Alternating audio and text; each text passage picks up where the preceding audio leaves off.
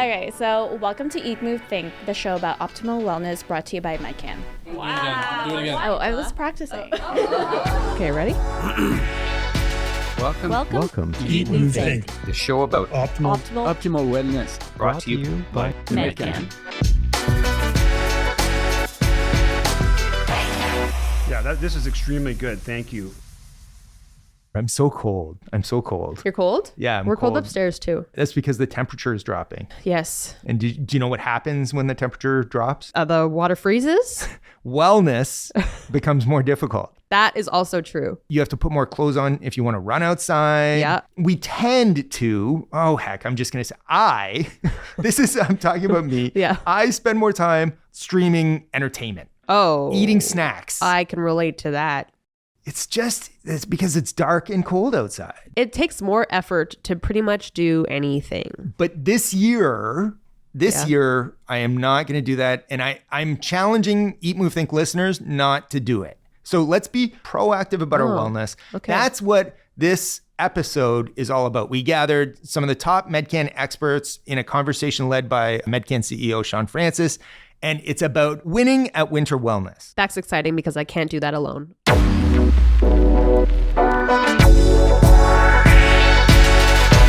I'm Jazz. I'm Chris. We're the producers of Eat, Move, Think. So today we have Dr. Peter Nord. He's Medcan's Chief Medical Officer. We have Dr. Andrew Miners. He's Medcan's Clinical and Product Director of Sports Medicine, Therapy, Rehabilitation, and Fitness. And registered dietitian Joanna Stochla. They're talking about wellness and winter from an Eat, Move, Think perspective. How are we staying as healthy as... Staying as well as we possibly can. Yeah. Through the winter. So get us to March. March, here we come. All right, here's Shaun.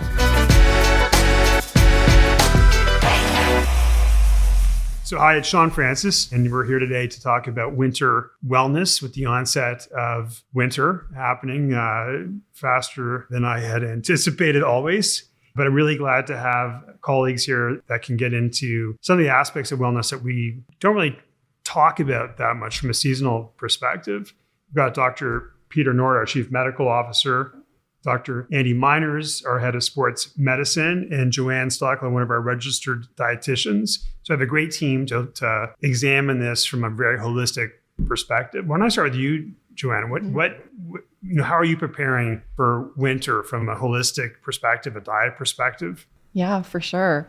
Well, overall, I really do enjoy the overall holiday season, but I do find it challenging to stay active outside. So I really do my best in terms of finding activities that I enjoy outside, like ice skating or snowshoeing.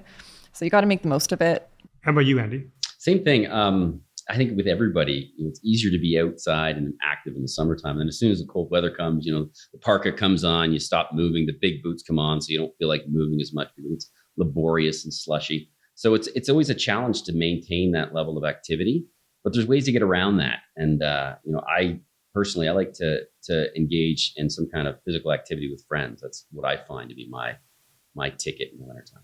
And Peter, I know you're a big sailor and you probably had to put your boat in dry dock recently. So is that depressing? Coming up in 3 days. Yeah. So my season ends in a couple of days. So yeah, it's always, I have to do a little PTSD, a little sad port, and then forget about it and go on with winter activities. So, we're Canadians, so we got to get outdoors. You can't sort of ensconce yourself inside. So whether it's skiing or skating, just getting outside. And like Andy said, our options kind of get smaller in the wintertime. Like I love cycling too, but it's pretty dangerous in the wintertime. It can be dangerous in the summertime, but it's a little slippery out there in the winter.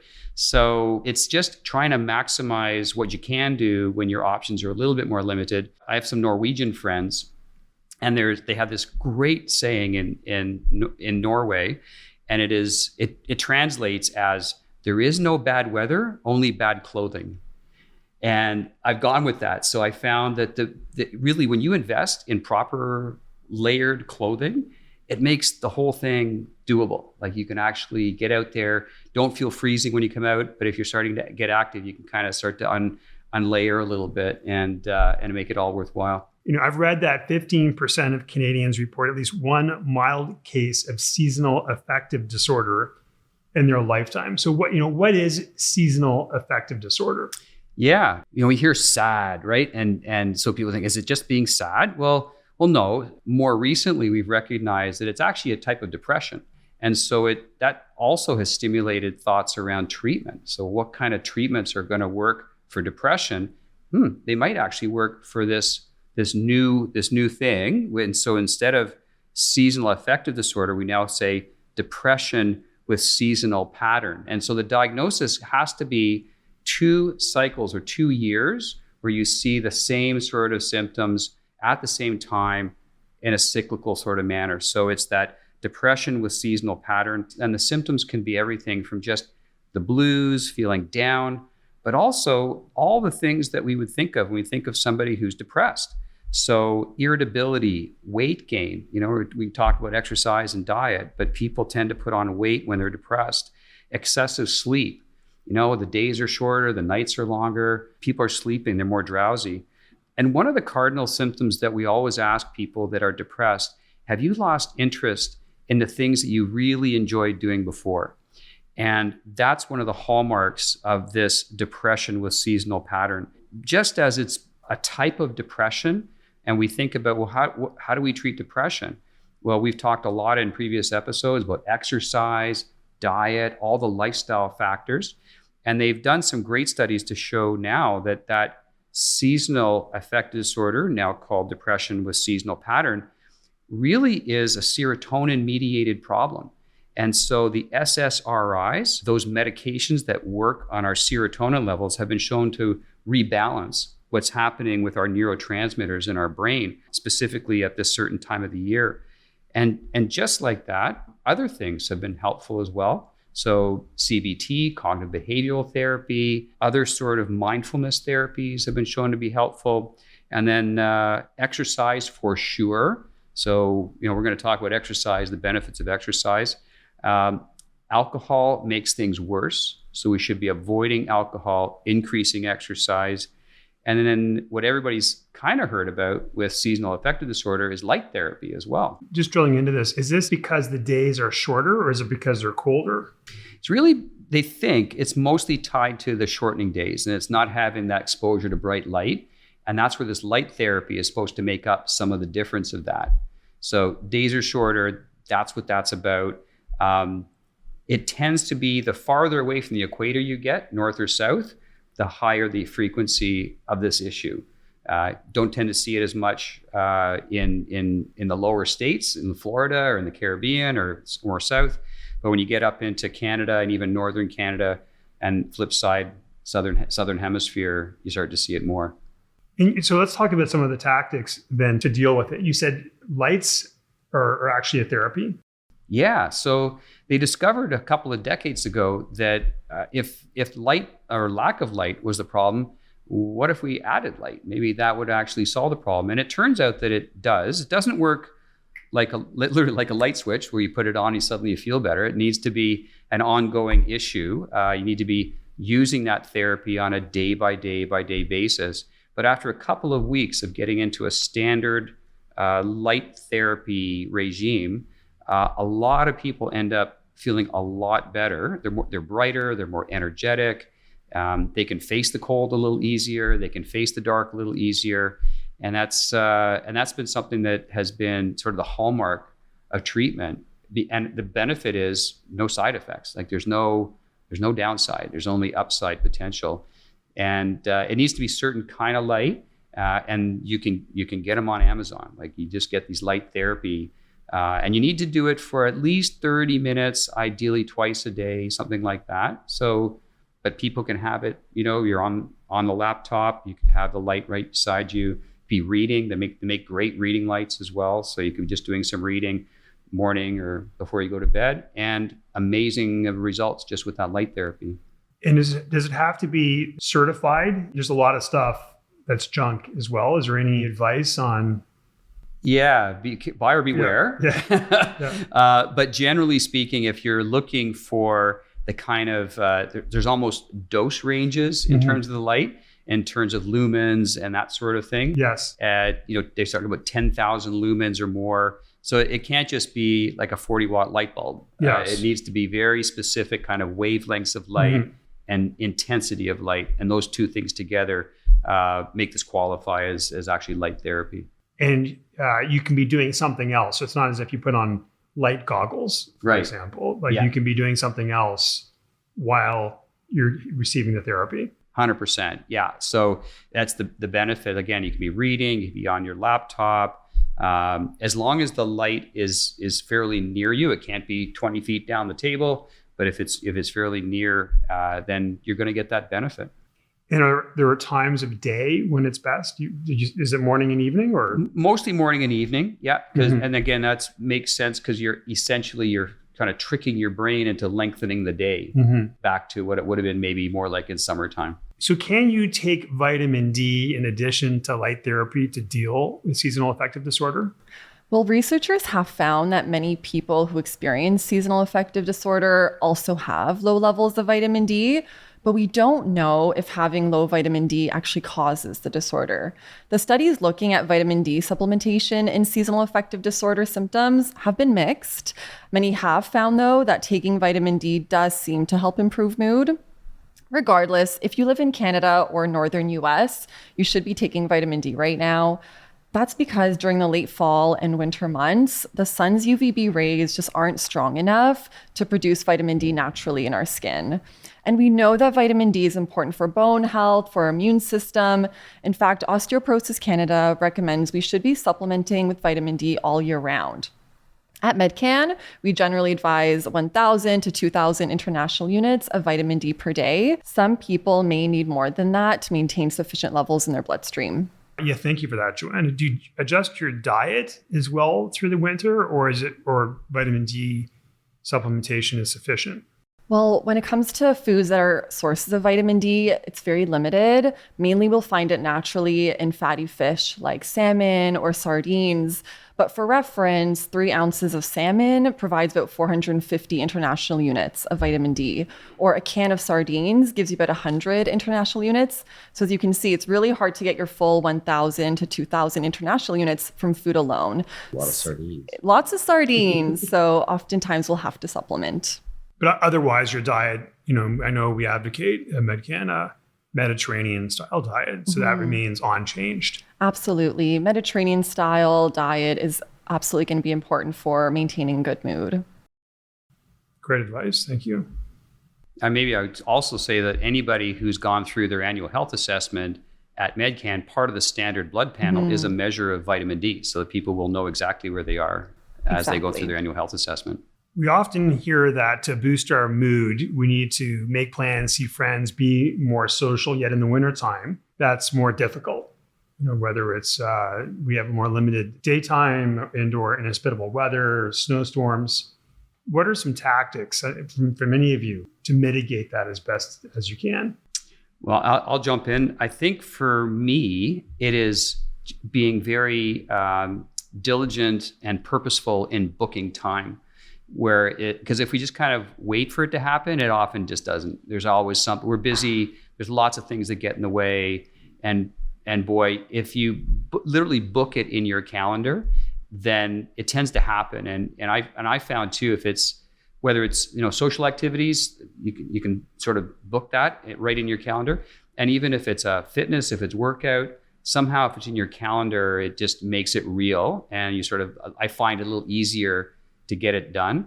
And for me, if I don't get that workout in the morning, it probably won't happen the rest of the day. So for me and for a lot of folks, get that AM workout in and just book it. And when I'm talking to patients, I often say, even though the studies, like great studies on exercise that would say, 30 minutes 3 times a week of moderate exercise has all sorts of benefits, and it does. And those studies are amazing.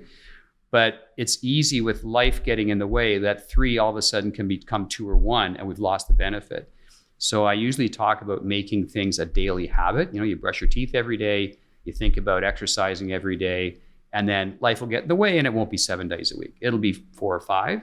And as long as you're getting out there and getting your heart rate elevated, you got the health benefit, you got the mental health benefit that comes from that kind of level of exercise. So booking things and try to book them in the morning and kind of daily. You talked about exercise. I want to ask Andy to extrapolate on that? It's more difficult to work out in the wintertime. Yeah, sometimes. Like I said, it's easy to get out and go for a quick walk if it's a beautiful day outside. Less so when it's minus 20. And as Peter talked about, being prepared is appropriate, right? Having layers, being mindful of exposed skin so you don't get frost nip or frostbite becomes really important. But one of the techniques, as Peter talked about, is scheduling and making it a priority in your day. But part of, when we get seasonal affective disorder and reduced mood around wintertime is making it a social activity too. And I found this, I tend to do my annual health assessment in December in the wintertime. And last year, starting in the fall, I started with a group of friends going to a friend's house and working out on a regular basis. We did it, 3 times a week in the morning, a good hour in the gym. And when I finally did my annual health assessment, I had some of the best metrics I've had for like the last 4 years. And so probably because I was doing more exercise through the winter than I'd done in the past. And it showed up on all my blood metrics and my physical metrics too. And so that really encouraged me for this winter to get out there and continue that, because you're getting the social effects. We know that. I did a podcast with Dr. Jennifer Heiss not long ago talking about the mental benefits from around depression or anxiety from exercise. And with seasonal affective disorder, it becomes even that much more important to maintain our exercise levels. And I think you have to be somewhat creative in the winter, whether you're doing exercise indoor or you're getting outside. You could also, in the summertime, a lot of people are relaxing and enjoying the weather, going to the cottage, and they might be boating and doing some level of physical activity. But if they're not, a runner or a cyclist, they may not be actually doing as much focused physical activity that they think they're doing in the summer. In the wintertime, people join adult hockey leagues, right? They go downhill skiing, they go cross-country skiing. So they're actually doing more regular intervals of formalized exercise in the winter. But not everybody like that. Some people totally opposite, where people do all their formalized, regular, scheduled sports in the summer and then, curl up in front of a fire in the winter. When it comes to exercise, variety is good. We talk about life being on a normal curve. Being too little or too much of anything is probably not a good idea. We want to live in the middle, and that holds whether you're in the summertime or whether you're in the winter when it comes to exercise. Having a variety of cardiovascular with resistance training is probably better than doing one alone or the other alone. Having a variety of things is always better. Do you have any tactics, Joanne? Well, I think the biggest thing is finding opportunities of activities that you really enjoy and trying to find ways to incorporate it as a social event. So when I mentioned things like ice skating, for me, it ends up being an event with a few people that we can all get together. Or when I'm thinking about booking a weekend up north somewhere, we'll plan in some time to snowshoe or do some cross-country skiing. So trying to get the best of both worlds, where you get that social time with the physical activity, I find really helps me out. Yeah, well, I know for myself, I really enjoy getting out in the bright light when it's a nice day and cross-country skiing and or ski touring uphill, which is a fantastic workout if I wear the right layers, as you said, Peter, because you can sweat actually pretty quickly, and then that can be really bad. So the tip is you have to start a little cool to get to your optimal temperature. But that's one way I've been trying to combine just being outdoors. We've talked in previous podcasts about the forest bath and the fact how the environment can have a positive impact on your mental health. So being physically outside in nature and getting your workout in and hopefully getting a bit of sun is something I try to employ. Any of you can chime in. Is there any other tactics for working out in the winter time? Should we drink more or less? Is a warm up as important, or is it all the same? There is a common misconception where we think we don't have to hydrate as much when it's cold outside in comparison to the hot summer months, but that's actually not the case. In cold weather, our blood vessels constrict due to a hormone called vasopressin, and this actually blunts the feeling of thirst. But it's still important to hydrate even when you're exercising in the cold. Firstly, winter athletes are actually losing more water just via breathing. When you breathe in cold, dry air, your body warms it up and humidifies that air. As you exhale, you lose a significant amount of water, and you'll actually see that when you're breathing as vapor or steam coming from your mouth. When exercising outside, we also tend to wear more warm layers, and this can also create that environment where we're sweating more and losing more water that way. So in the winter, women still need 2.2 liters of fluid. Men need about 3 liters per day, even when you're exercising outside. And this will be even more in those colder temperatures. If you're going for a long workout, like cross-country skiing or snowshoeing, take your water bottle with you. Keep on top of your hydration every single day. And if you don't feel like drinking cold water, maybe sip on a warm tea or a hot broth. Even a warm latte is going to warm you up and hydrate you at the same time. What about your workout routine? Is there anything change? So, I think yes and no. I think we do know that human tissue is a little bit less flexible, pliable, and stretchable when it's cold than when it's warm. That's why, when you're already warmed up, you feel more flexible, more fluid in your movement. And so before starting something really vigorous or ballistic, doing a sprint or something, it is good to do a bit of a warm up. So paying more attention to getting that your joints and muscles, tendons, and ligaments warmed up probably does make a little bit more sense in the wintertime than jumping up and doing something, aggressive or forceful really quick, really fast. It doesn't mean you will get injured. It's just potentially putting you at a little bit, slightly bit more of an increased risk. And so paying attention to the activity that you're going to do, which is no different than in the summertime, and doing a dynamic warm-up, which is doing a series of movements or activities that mimic the task that you're going to do, probably does make sense to pay a little bit more attention, especially on the colder days, to prepare your body for the level of activity that you're going to do in advance of that, especially on the cold days. Let's go back, Joanne, to you. Is there anything eating wise throughout the winter? Like, do you find people's habits change because of it's colder out, it's darker? Do you eat more? What have you found professionally as a dietitian? Yeah, I noticed some trends definitely with my clients in the cold weather months. That likely has to do with the holidays that are over that time. There are usually some more events with rich foods, maybe more drinking, potentially some leftover Halloween candy lying around or holiday baking.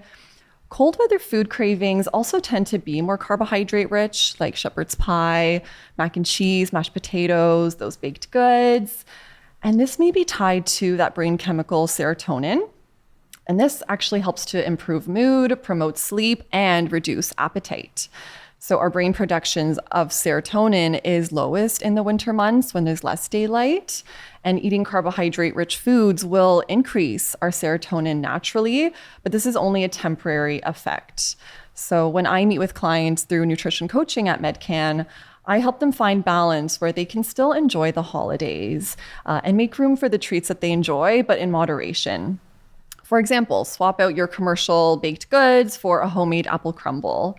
Or when you're craving carbohydrate-rich meals, I'll help them find ways to balance their plate, such as in a pasta dish, mixing in some spiralized zucchini noodles or spaghetti squash while reducing the portion of pasta, or swapping rice in a warm curry for cauliflower rice.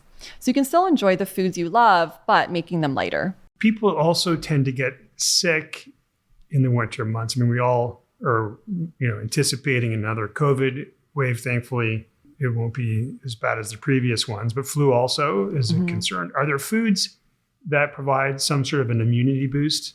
I wish I could sit here and say, these are the 5 foods we need to be eating to improve our immune system. But the truth is, a balanced and nutrient-packed diet is important to provide a steady stream of nutrients that's going to help support our immune system. Some specific tips that I give my clients who ask me the same question would be, first, are you including a source of protein with every single meal? Protein contains amino acids, which is going to build antibodies. Protein-rich foods like lean meats, pumpkin seeds, yogurts, or chickpeas also contain zinc. This is another mineral that's important for the immune system and also used to synthesize antibodies. Antioxidants from foods rich in vitamin C, A, and E also help to protect our immune cells from damage caused by free radical damage. Free radicals are unstable oxygen compounds that are generated during the body's immune response. Focus on vitamin C-rich foods like oranges, grapefruit, bell peppers, kiwi, strawberries. Vitamin A can be found in orange and red vegetables, as in the form of beta-carotene. And nuts and seeds and avocados are the best sources for vitamin E. Peter, are there other tactics beyond diet when you think about immunity or flu season? Yeah, well, it's funny because we only get sick from other people. So if you stayed away from people, you're not going to get sick. And yet we're saying, for your mental health, good to be close to people. So there's this yin and yang, right? That's why we generally don't get sick in the summertime. We are outdoors. We're not indoors as much. We're farther away from people generally. And so, yeah, we're about to head into the flu season, plus or minus a bit of a COVID wave. And we know how to deal with that. It's those things we throw a mask on if we don't feel good. Try not to spread those germs around, those viruses. And, it strikes me as well, just from the way our holidays work. So we think about from a food perspective, we have, there's a kind of a holiday once a month if you look at the calendar. But the ones that have a lot to do with food are the ones that are in the kind of fall and winters. And then the backside of the year is actually, not too bad. Our holidays are more about being outside, enjoying the outside, outdoors with other people, but less focus around, food as well. So it kind of struck by that. And as we go forward, it really is just thinking about what we're putting in, balance. I think a lot of this is about balance between exercise, diet, socializing, just the right amount, and just, again, getting outside when you can. Is there one insight that you have gathered from experience or from patients that you want to leave our audience with? Joanne, maybe I start with you. So now I'm hearing a lot of my clients telling me that they're transitioning more to warm foods. So they're not craving salads, they're not craving their smoothies. So fruit and vegetable intake tends to dip a little bit this time of year. So they're looking for some tips on how can they boost that. So when it comes to normally adding that mango to your smoothie, I'll tell them, why don't you take advantage of butternut squash soup this time of year? Squash is in season in Ontario right now, and both of these foods are going to be delivering that source of beta carotene. Or instead of adding a green salad to your lunches every day, why not start adding some baby spinach to your chili or to your stews, sauces, and that way you can still get your dark leafy greens every single day. Fantastic. Andy? I'm going to say this anytime, but exercise is medicine, right? When we reduce our physical activity, it has a negative impact on your mood, your mental health and functioning, your mental acuity, as well as it affects your sleep. And poor sleep leads to, again, reduced mood and reduced desire to exercise. You may nap in the daytime and lose more contact hours with bright lights in the daytime. So we get in this vicious circle. And so maintaining a level of activity, despite being in the wintertime, becomes that much more imperative. So exercise is medicine, and you've got to figure out a way to maintain that in the cold months. And it's usually, as we talked about, schedule it and do it with friends whenever possible. So those are my two big tips. Peter? Yeah, and I guess to circle back to the mental health side of things as well, because we got eat, move, and think, and thinking about mental health. And we think about if these things aren't working. So if you, for whatever reason, the diet and the exercise isn't quite cutting it, and you're feeling bad, don't keep it to yourself. Like, bring this up. Like this is depression with seasonal pattern is a real thing. Not to minimize it. There's great treatments out there. I have patients all the time in the wintertime. They're just going to feel worse despite the fact that they might be doing their best on exercise, and they might just be a little bit predisposed to actually having these depressive symptoms. And there's amazing treatments. Like, we can treat that even if it's just treating, even with medication, just for a couple of months. Like, it doesn't mean you need to be on antidepressant medicine for the whole year. You might just need a little bit of a boost for a couple of months. So I would just say, if things aren't working out well and for you, and you're finding that you have some mental health challenges, you're feeling down to the point where it's getting in the way of your day-to-day, there's amazing things that we have to offer. So talk to friends, talk to family, talk to your Medcan physician. We've got lots of options for you. Good point, Peter. Yeah, no, excellent advice. Yeah, I know for myself, I try to maintain the same routine, get the sufficient sleep, maintain my workout schedule, eat properly, and not let the season affect my wellness habits. Yeah. It's a good point. Yeah. Don't let the season affect you, right? You do your thing. Do my thing. And if I'm going to get in a routine. In the gym, it might be dark out as opposed to sunny out. But notwithstanding that, I still do it. Yeah. The body loves routine. Yes. Body and mind love routine. Same, it may be boring, but, going to bed at the same time, getting up at the same time, working out, a little variety, but getting into that routine. The human body loves that. To wrap up, I want to thank our guests. Some terrific insights and something to consider for our audience. I think people don't necessarily think about as we go into winter, and whether that's being inside more or really the shorter day. So it's given me some good information, especially on the diet front, Joanne. So thank you for that. Thank you for having me. And Andy, Yeah. maintain the workouts. Yeah, maintain the workouts. Stick to that routine. Get out and move. Yeah, period. And Peter, I need to find some bright lights on Amazon that are high wattage. Yeah, those will work. That help for sure. Thanks so much, folks. Thanks to our listeners. Look forward to winter and maintaining all those great habits, and get outside if you can to the degree possible, and get on your vitamin D and keep up those workouts.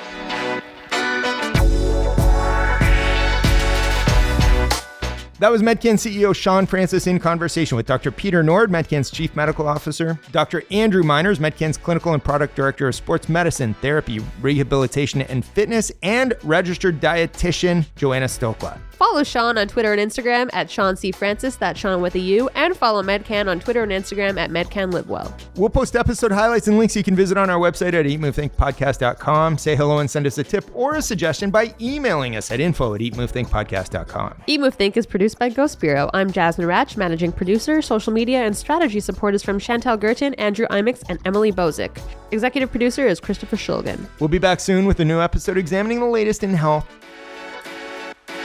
and wellness. This podcast is intended to provide general information about health and wellness only, and is not designed or intended to constitute or be used as a substitute for medical advice, treatment, or diagnosis. You should always talk to your Medcan healthcare provider for individual medical advice, diagnosis, and treatment, including your specific health and wellness needs. This podcast is based on the information available at the time of preparation and is only accurate and current as of that date. Source information and recommendations are subject to change based on scientific evidence as it evolves over time. Medcan is not responsible for future changes or updates to the information and recommendations, and assumes no obligation to update based on future developments. Reference to or mention of specific treatments or therapies does not constitute or imply a recommendation or endorsement. The links provided within the associated document are to assist the reader with the specific information highlighted. Any third-party links are not endorsed by Medcan.